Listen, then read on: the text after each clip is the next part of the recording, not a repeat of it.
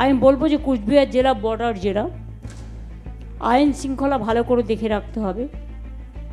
কোনো মাতব্বরি বা কোনো অযথা হস্তক্ষেপ বর্ডার এরিয়াতে মানা যাবে না।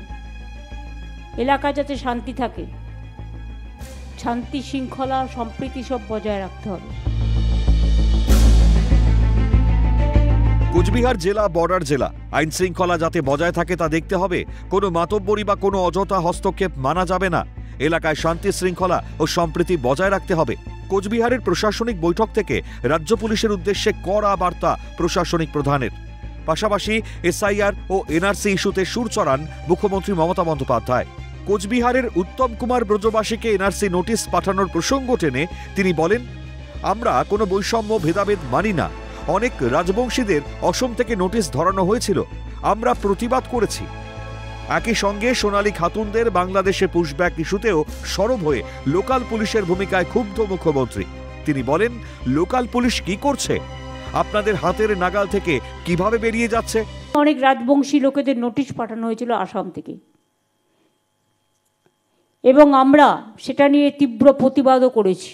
একটা কথা মনে রাখবেন, আমরা মানুষে মানুষে বৈষম্য করি না, ভেদাভেদ করি না। এই রাজ্যে সবার সমান অধিকার। আমি জানি অনেক রাজবংশী লোকেদের নোটিশ পাঠানো হয়েছিল আসাম থেকে, এবং আমরা সেটা নিয়ে তীব্র প্রতিবাদও করেছি। আর কাউকে কাউকে পুশ করা হচ্ছে। লোকাল পুলিশরা কি করছেন? আপনাদের হাতের নাগাল থেকে কি করে বেরিয়ে যাচ্ছে?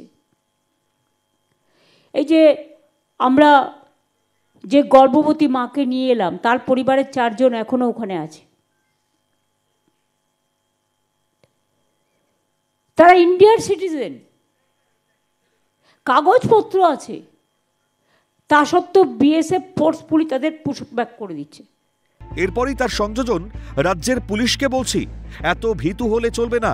মারপিট করতে বলছি না, অন্তত প্রোঅ্যাক্টিভ হন। নাকা চেকিং ঠিক মতো করুন। প্রচুর লেনদেন হচ্ছে বর্ডার দিয়ে। যারা বেশি সমালোচনা করে তারাই এটা আত্মসাৎ করে, আর দোষ হয় অন্য লোকের। নাম না করে সীমান্তরক্ষী বাহিনী বিএসএফকে নিশানা করে মুখ্যমন্ত্রীর কটাক্ষ। সব পাখি মাছ খায়, নাম হয় মাছরাঙার। আর যারা রাজ্যের পুলিশ অফিসার, তাদের আমরা বলবো, এত ভীতু হলে চলবে না। মারপিট করতে বলছি না, খুন খারাপি করতে বলছি না, অন্তত প্রোঅ্যাক্টিভ হন। নাকা চেকিংটা ঠিক মতো করুন।